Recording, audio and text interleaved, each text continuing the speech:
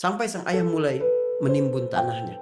Ketika sampai di betisnya, sampai dia masih ketawa-tawa. Tapi ketika sampai di dadanya itu dia mulai merasa sesak. Dia bilang kepada ayahnya, ambil aku, ambil aku. Tapi sang ayah terus menimbunnya. Sampai ketika di lehernya itu sang anak berteriak. Dia, zambi, zambi, dia bilang, dosaku apa, dosaku apa. Tapi sang ayah tetap menimbunnya. Apa dosa anak perempuan itu? Ini kejadian nyata, Mbak Nikita, Mas Indra. Seseorang lagi hamil di zaman jahiliyah dulu. Terus dia takut nanti suaminya akan membunuh anaknya kalau ketahuan anaknya ini perempuan. Maka dia bilang ke suaminya begini, nanti kalau anak yang lahir ini perempuan, tolong ya bang, kira-kira gitu ya, tolong ya bang jangan dibunuh. Aku akan merahasiakannya, aku akan menahannya tetap di rumah, gak ada orang yang tahu sehingga kamu gak bakal malu.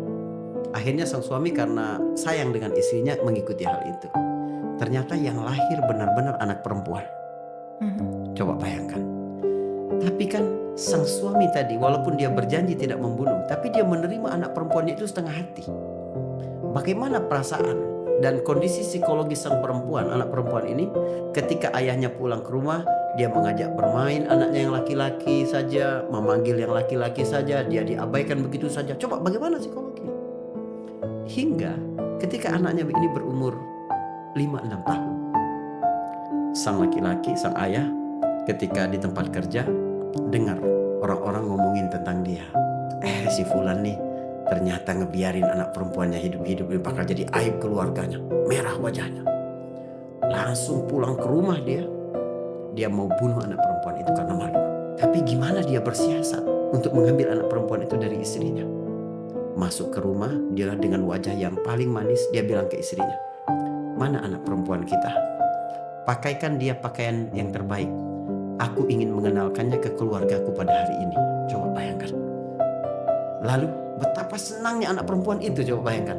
Hari itu ayahnya memanggil namanya, menyebut namanya, akan mengajaknya bermain, akan mengenalkannya kepada keluarganya.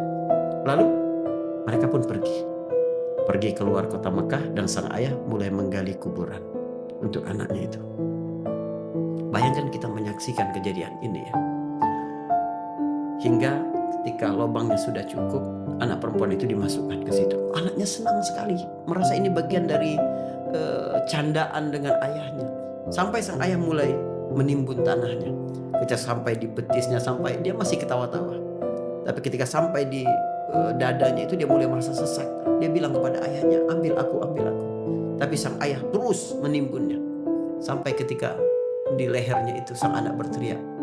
Ya, zambi, zambi, dia bilang, dosaku apa, dosaku apa. Tapi sang ayah tetap menimbunnya. Apa dosa anak perempuan itu? Dosanya karena dia dilahirkan sebelum Islam, sebelum Nabi diutus. Bayangkan sang ayah ini ketika Nabi diutus, beriman kepada Rasulullah, berada di dalam majlis Nabi SAW, mungkin hanya beberapa tahun setelah peristiwa itu. Mas Indra misalnya ingat gak peristiwa lengsernya Soeharto misalnya gitu kan, walaupun masih kecil gitu, tahun 98 itu sampai sekarang itu udah berapa tahun berarti? Udah 28 tahun ya. Tapi seperti baru kan, karena kejadian besar. Apalagi kalau kejadian itu menyangkut kita sendiri. Ini paling 5 tahun, 10 tahun. Sang ayah duduk di majlis Rasulullah SAW, lalu dia mendengar Nabi berkata, man kana lahu thalathu banat, siapa yang punya 3 orang anak perempuan, fayu'addibuhunna wa ya'wihinna, lalu dia mendidiknya, lalu dia menghidupinya, lalu sabar akan dia, maka itu 1 tiket ke surga untuknya. Bagaimana perasaannya? Dulu dia memperlakukan anak perempuan itu, ternyata tuh perempuan itu adalah kunci surga bagi kalian. Begitulah Islam memperlakukan perempuan.